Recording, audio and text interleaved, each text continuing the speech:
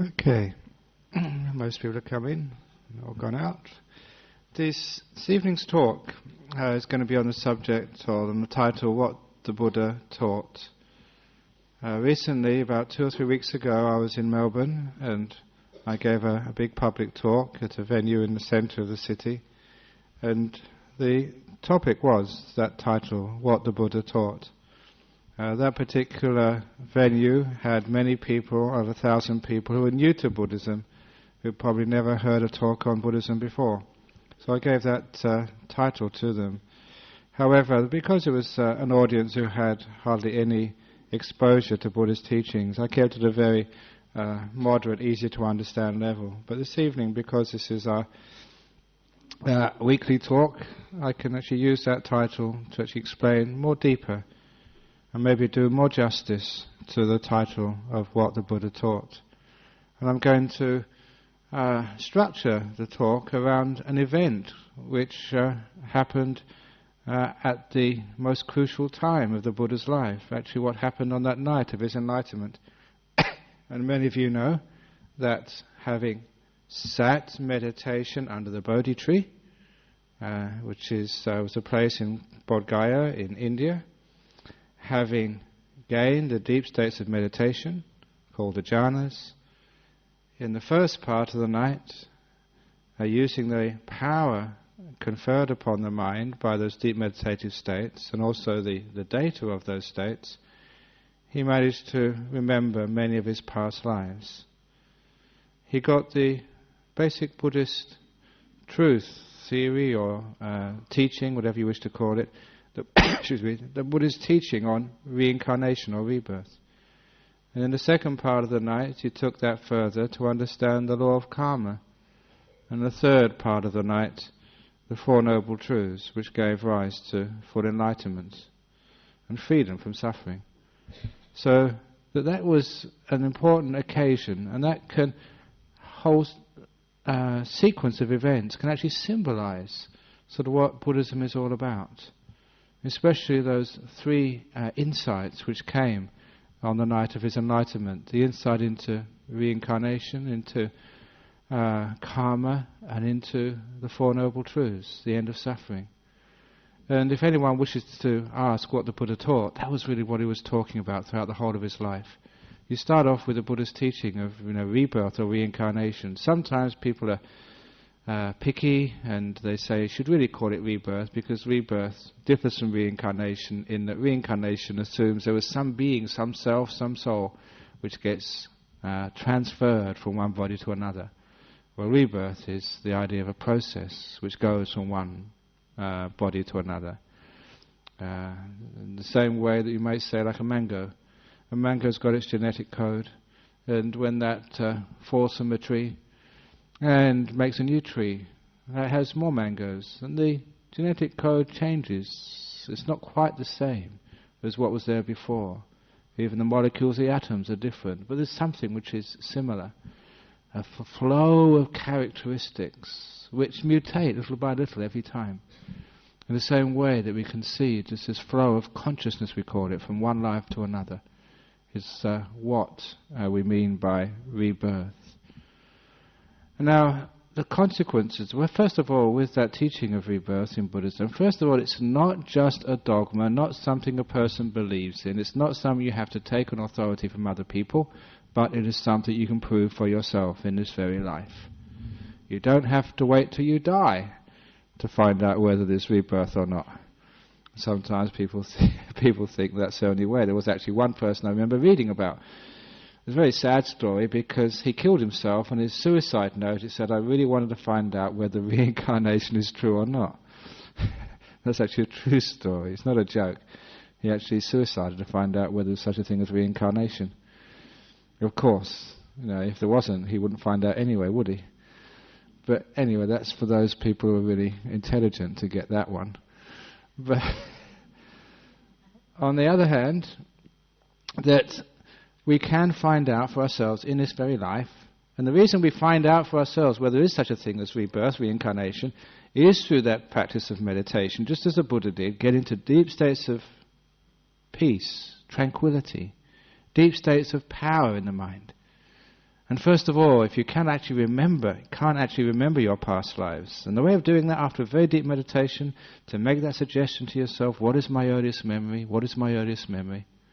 And very often, only when you're in deep states of meditation, you make that suggestion, sort of memories from the past come into your mind, very clear.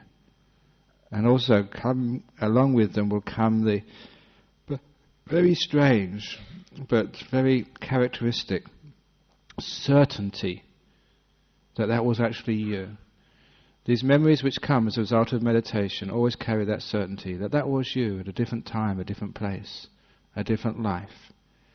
And people do that these days. They remember their past lives as a result of deep meditation. And you can do that if you can only get into those deep meditative states.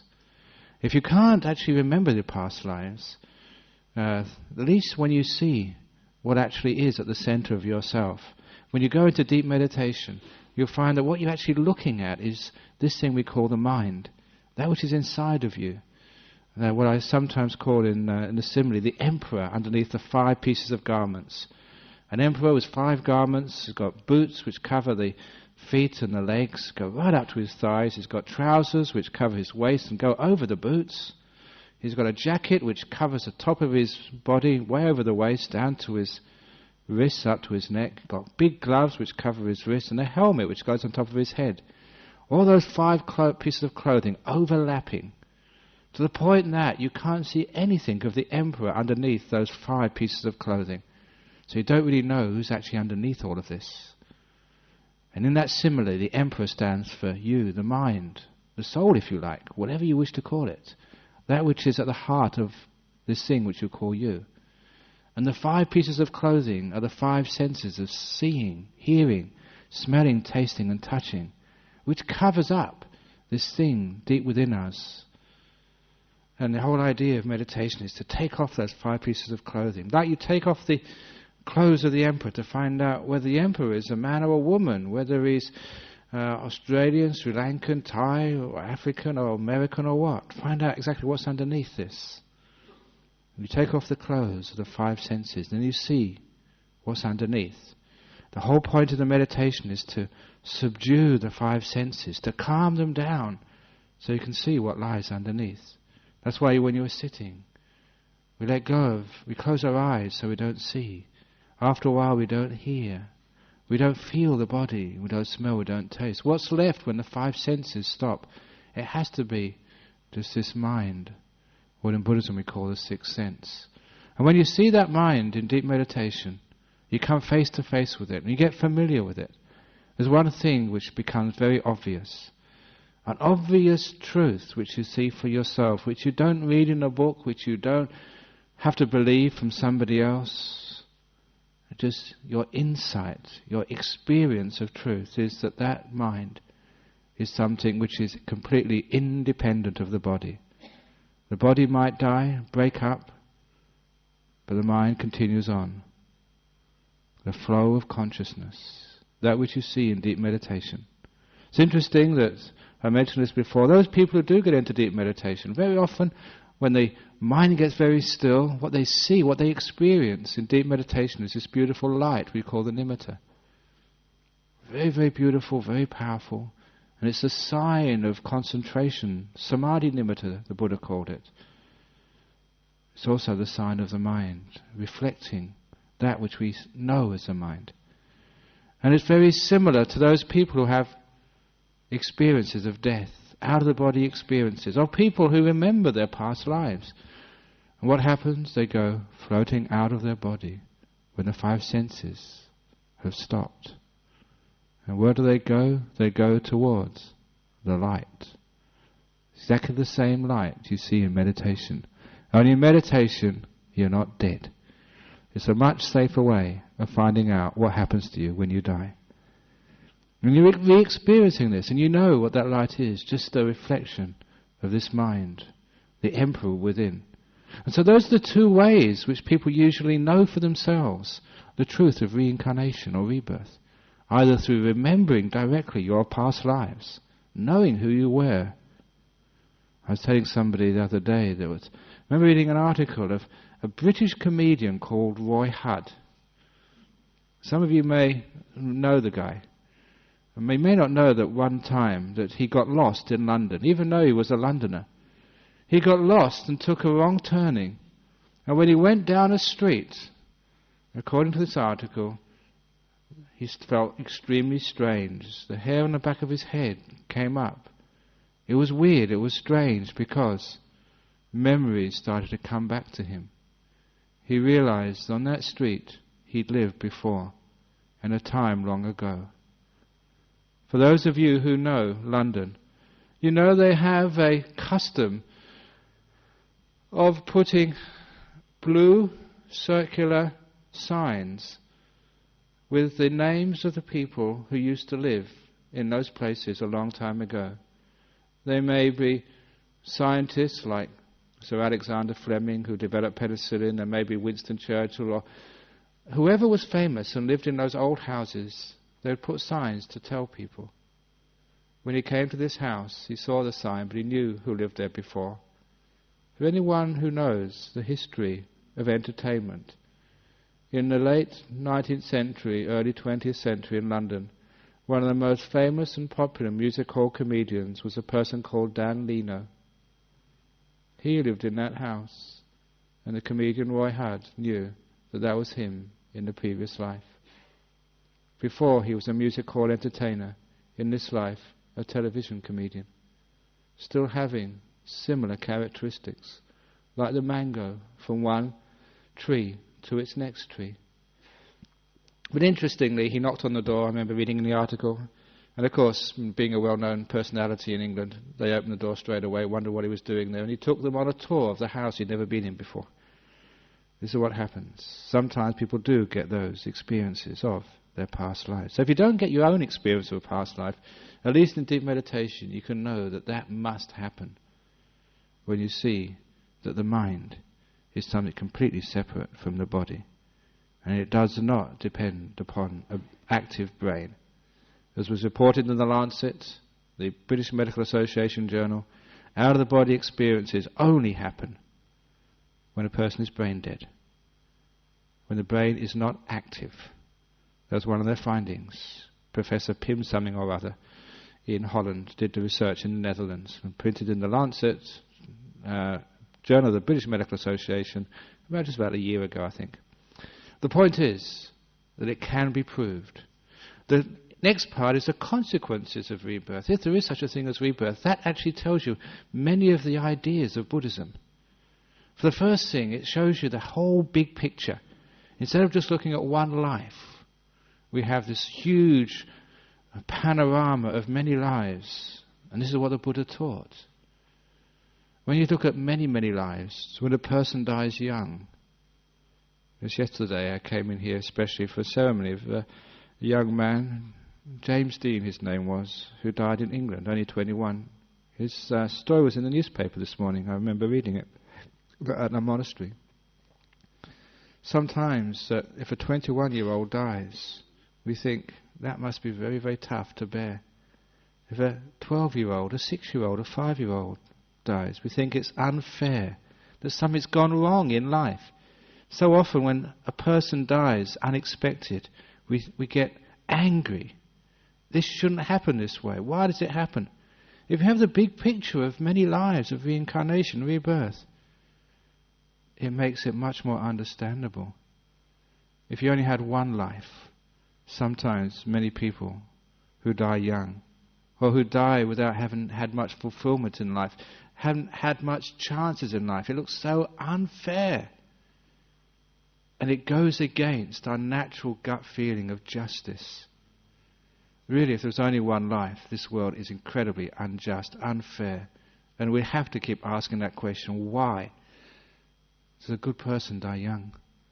Why do old scallywags, people who are reprobates, thieves, why do they keep living for so long?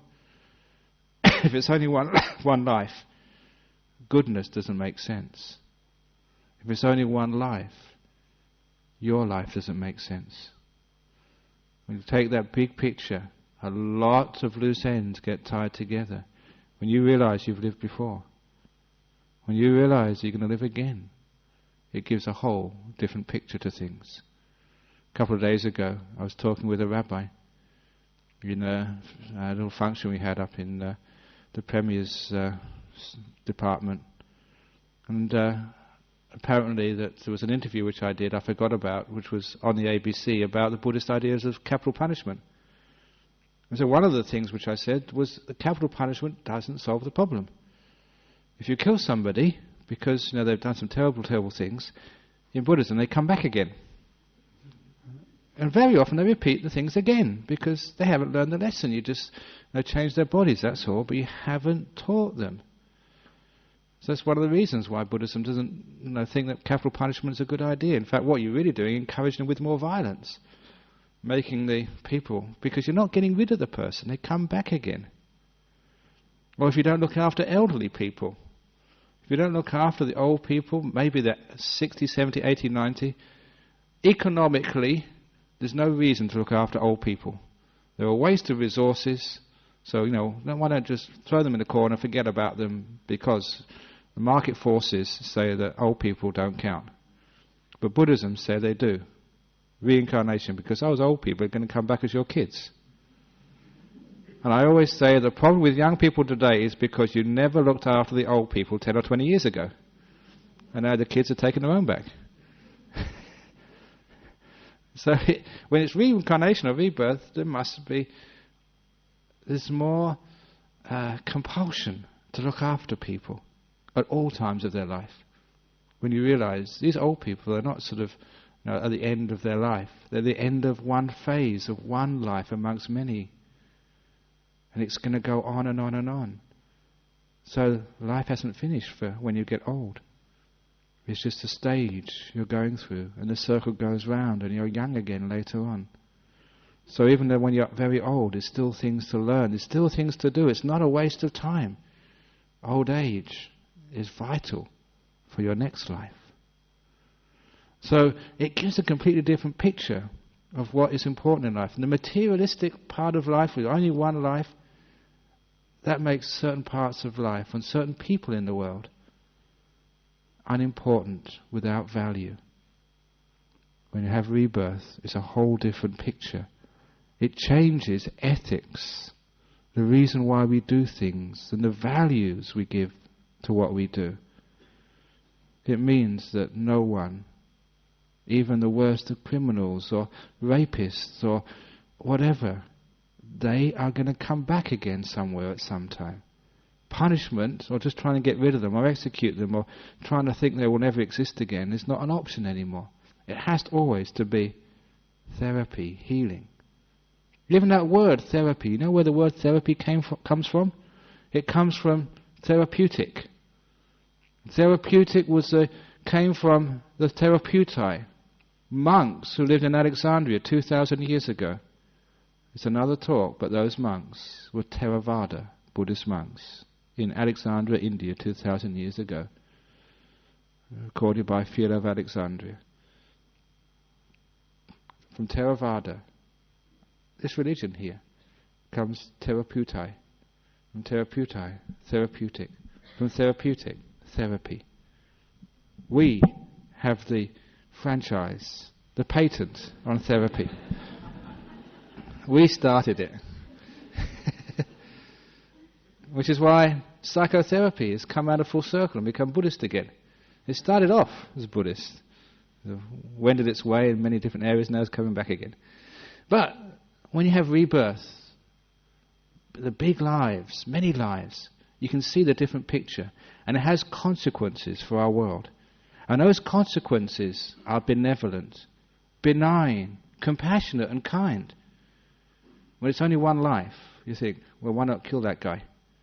They're just a pain. And killing them would just get them their just desserts earlier. They go off to hell.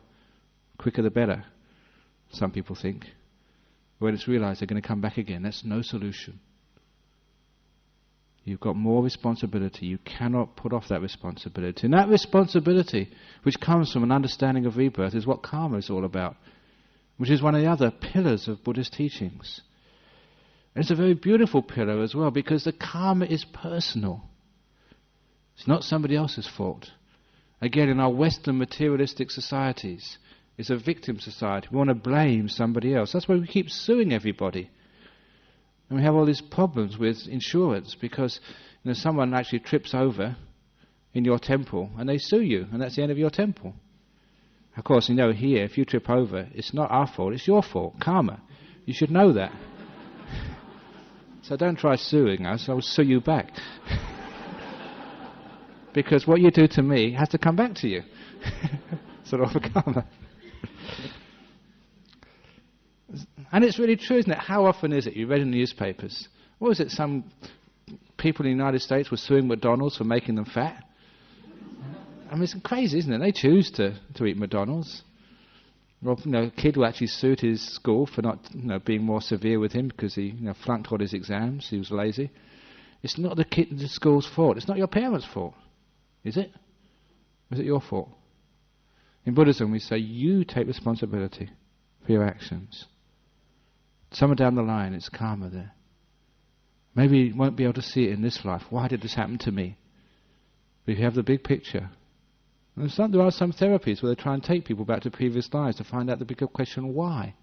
Why did this happen to me? Why am I like this? Why have I got this particular sickness or illness? Or this thing always happens to me. Why am I poor? Why do I work very hard but I don't make it?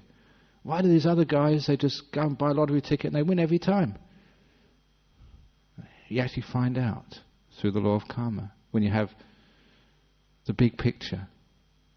And in the big picture, what the Buddha found when he had this amazing mind, which could not only remember his past life, could actually see just why that people actually get reborn like this, why they get reborn like that. The thing he found was life is fair.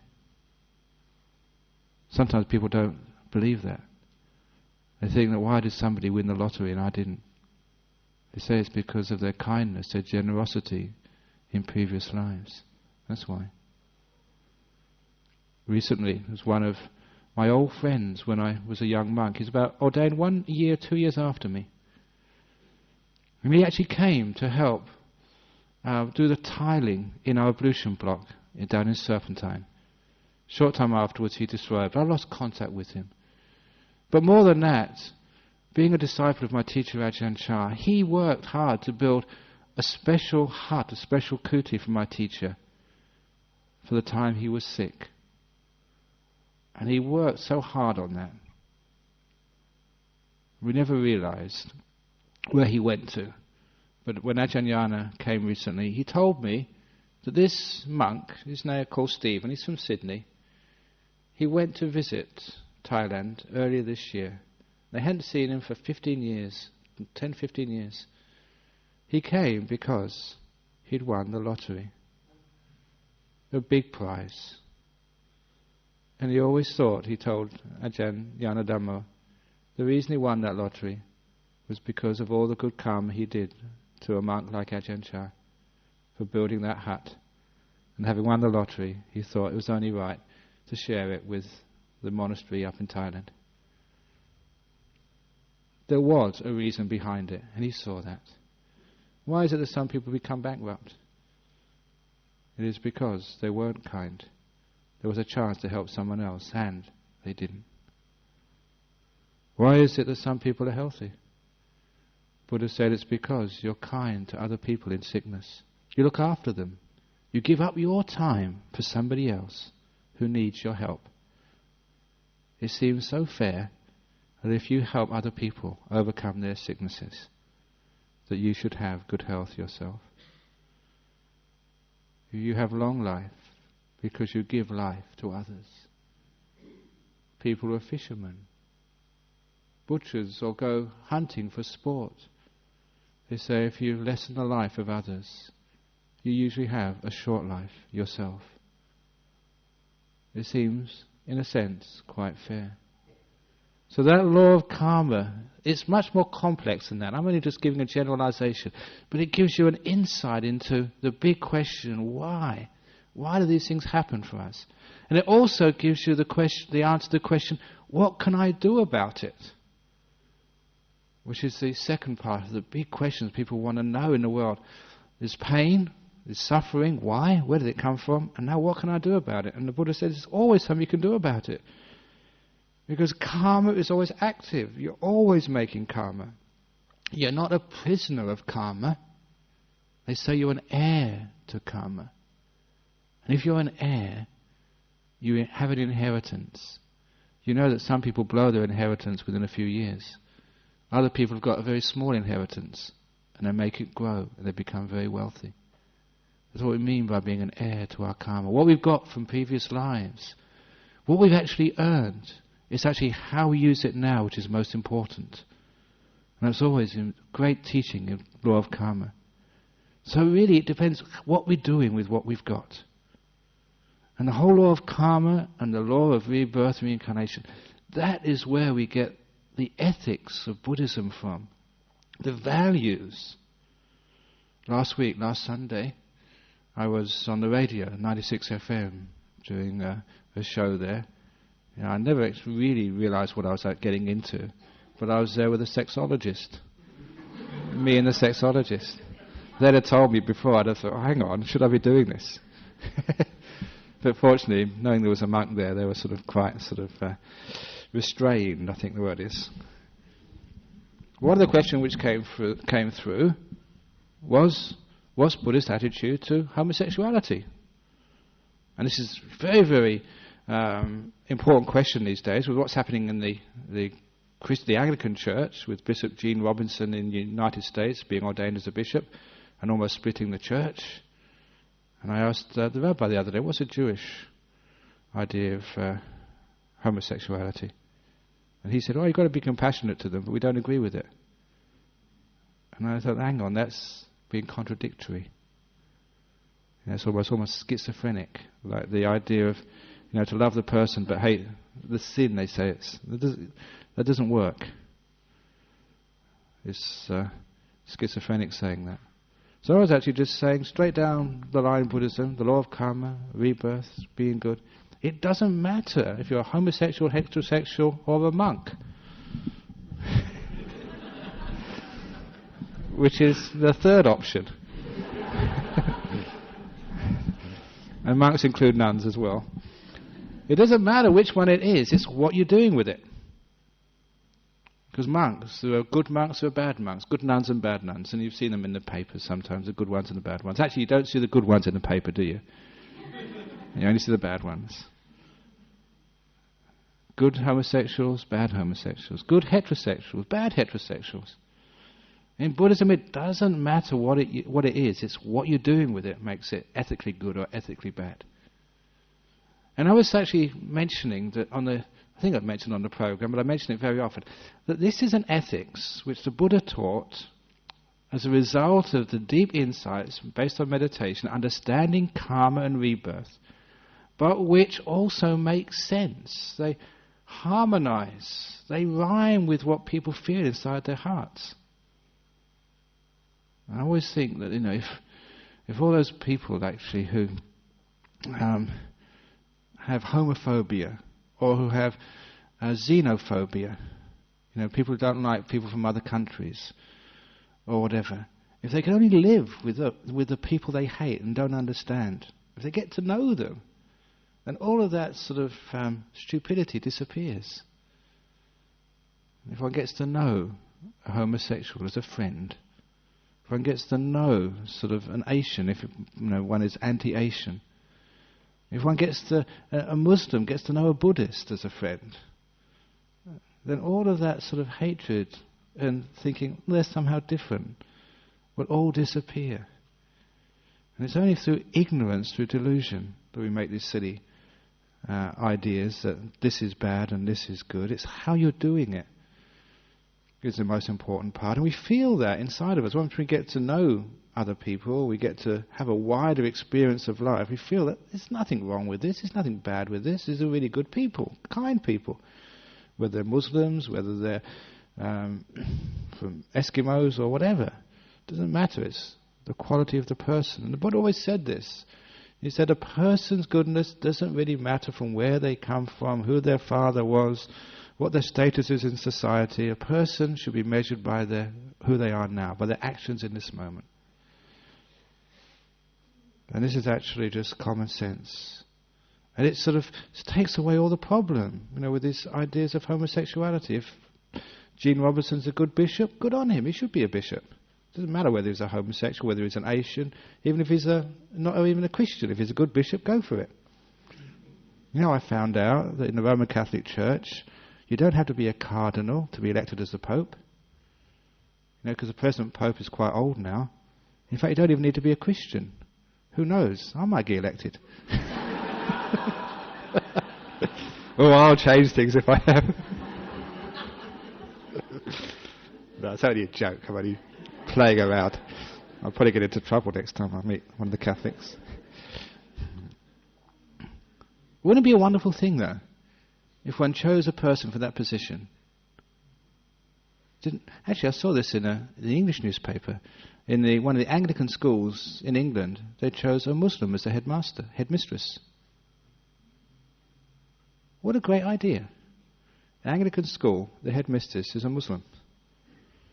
Who cares what the religion is? They're a good person, and they're a good manager, then go for it. Why not? Interesting question, isn't it? Why not? So the point is here that when you have the law of karma, when you have the idea of rebirth, it gives a far more tolerant and meaningful ethics to life. It makes a lot more sense. And from that, the Buddha actually taught his son, Rahula. Basically, this is what the Buddha actually taught. Not Ajahn Brahm taught, not what you sort of try and spread around just to make people feel good. This is not telling people what they want to hear, but telling what the Buddha actually taught. He told his son Rahula, basic ethics, if it hurts another person, if it hurts yourself, that's bad karma. If it gives happiness to yourself, happiness to others, it's good karma. Very simple, very meaningful, very useful. So when you want to find out what's right and what's wrong in life, when you've got these very difficult ethical decisions to make, instead of looking in a book, in some Bible or some Torah or some Quran or some even Buddhist script, what did the Buddha say? This is how you decide. One of the great things about the law of rebirth and karma is we're not going to tell you what to do. That Buddhism is going to help you find out what to do. Buddhism assists you make decisions. It doesn't make those decisions for you. It can't, because it's your karma. In other religions, it's too patriarchal, too hierarchical. You should do this. You can't do that. And if you mess around again, you're not allowed in Dhammaloka Buddhist Center Nollamara ever again. You're blacklisted. We don't have that. And because it's against sort of the fundamental teachings of the Buddha.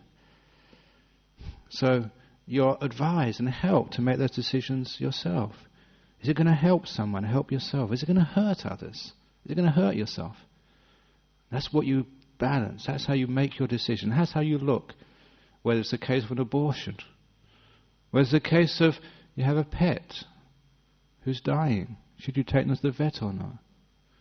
If it's a case of euthanasia. Or whatever other problems one has in life. That's how we solve those problems. And no one solves the problems for you. They assist you make your decision. And they support you from loving kindness as a result. This is how we learn, and we're allowed to make mistakes. Because that's how we learn. And you're not punished for your mistakes. Guilt has no part in Buddhism. You know why guilt has no part in Buddhism? Because it doesn't fit ethics. Does guilt help anybody? Does it help yourself or help another to feel guilty? Always no. To give up guilt, to let go of the past, to learn from it, maybe feel sorry about it, but don't go punishing yourself. That's helping yourself, and that's helping others, bringing happiness to life. Grieving over a loved one. Who does that help? Does it help the loved one? Does it help you? Does it help your family? Or does it cause pain to yourself and pain to others? Now we can understand why traditionally and now grief is unethical in Buddhism. It's bad karma. It's not helping. So one understands this amazing teaching and where it actually leads. It gives a different aspect in life. It gives tolerance. I mean, real tolerance. Not saying, I'm compassionate to you, but I hate what you're doing. No. You're compassionate to you and you're compassionate to what you're doing. You've got the right to make that decision and to learn from it. And that learning, forgiveness, you know, the Buddhist way of the AFL code, acknowledge, forgive, learn. Whatever's happening, you acknowledge it, you forgive it, so you don't carry around guilt or grief or anger to somebody else, and you learn from it, you grow from it. This is what the Buddha said. When anybody did anything wrong to the Buddha, when they tried to once assassinate him, some mercenaries, they were hired killers, went to kill the Buddha. They just couldn't do it. Because someone like the Buddha is just so kind and so soft. Even the worst murderers, they come close to the Buddha and he's just too soft. You can't kill someone like that. It's just so nice. And so they said sorry. They put down their sword and said, look, I came here to kill you. I just can't bring myself to do it. And all the Buddha would do is say, acknowledge your mistake. Learn from it.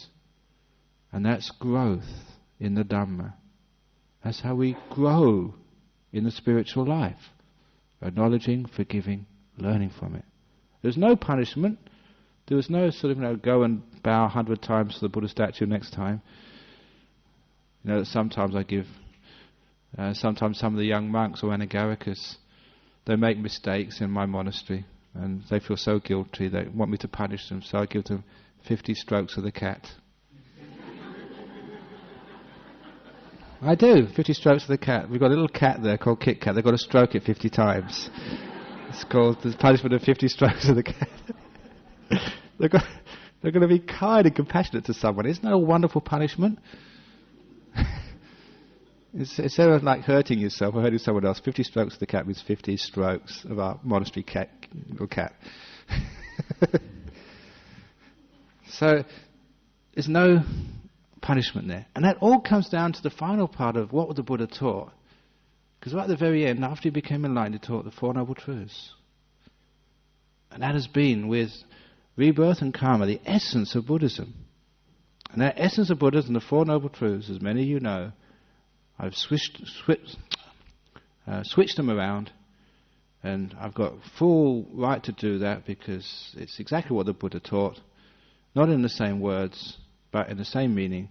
Four Noble Truths. Happiness is cause. Happiness is number one. The cause of happiness, number two. That sometimes is unhappiness, number three. Why there's unhappiness, number four. And that became the heart of the Buddha's teachings. All about happiness and unhappiness.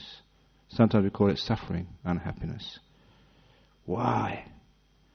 So it was something which was showing the workings at a deeper level of karma, because this is what all karma is. How to be happy. Why sometimes it's unhappiness. And straight away the law of karma in that Four Noble Truths is don't blame anybody else. If you try blaming other people, you're just wasting the time, looking in the wrong place. You know the old story, say it once more. If you're in happiness or you're in pain, if you're suffering and you blame somebody else, what is it? It's like having an itch on your head and scratching your bottom. Always remember that one. Blaming someone else, having an itch on your head and scratching your bottom. You find you get 2 itches instead of 1. It makes things worse when you blame others. So where the itch is, that's where you scratch. Where is it suffering? It's not your husband, not your job, not your wife, not your kids. You. That is where you've got to do the scratching. Karma, taking responsibility. Not allowing other people to control your happiness. Why do we allow other people to control happiness? Why do we allow life's uncertainties to control your happiness? When things go wrong, does it really help if you crash your car to feel miserable about it afterwards and let it spoil your day? Do you really? Why is it that you allow yourself to become unhappy when somebody calls you an idiot and a fool? Why? It's because we're not strong enough. We just give our happiness away too easily. Do you really so concerned what other people think of you and say about you? Why? What right has another person to judge you? How can they know who you are, why you do those things?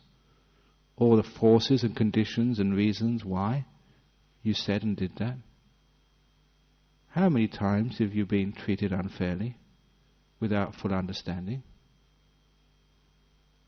So when people treat you unfairly without full understanding, why take that seriously and allow other people's ignorance to destroy your happiness? After a while, just don't do that anymore. People can look at me and they say, cool, why are you going around in your bed sheets? Why are you dressed like a girl? Why didn't you get a proper job? Whatever they say, you can actually have a laugh, enjoy it. I never allow anyone else to control my happiness. Do you allow life to control happiness? When things go wrong, when things go right, why do you allow that to control your happiness? When you get sick, when you get healthy, so it's life.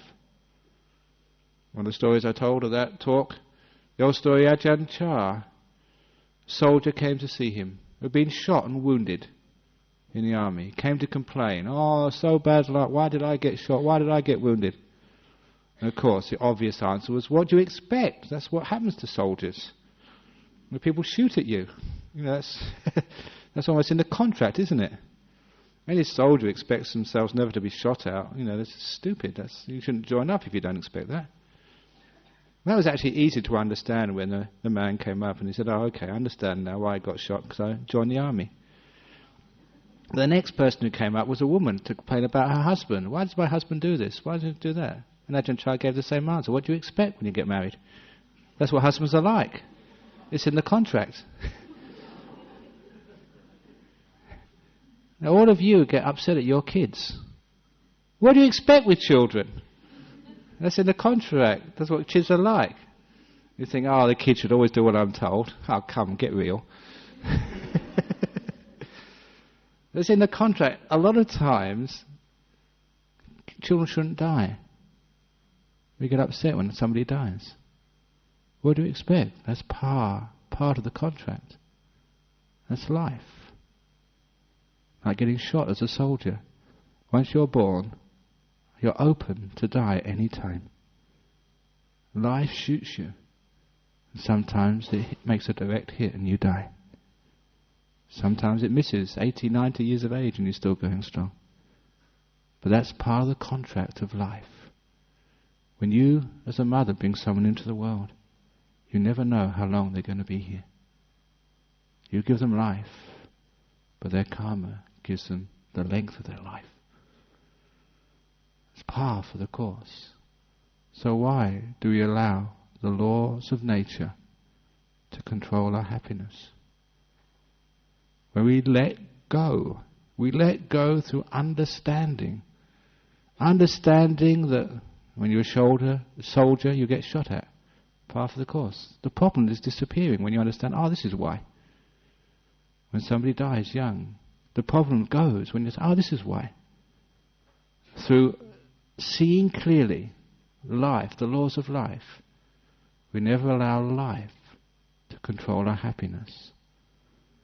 Craving disappears. Wanting to change things, wanting things to be something they can never be. Ajahn Chah used to say that's like searching for the tortoise with a moustache.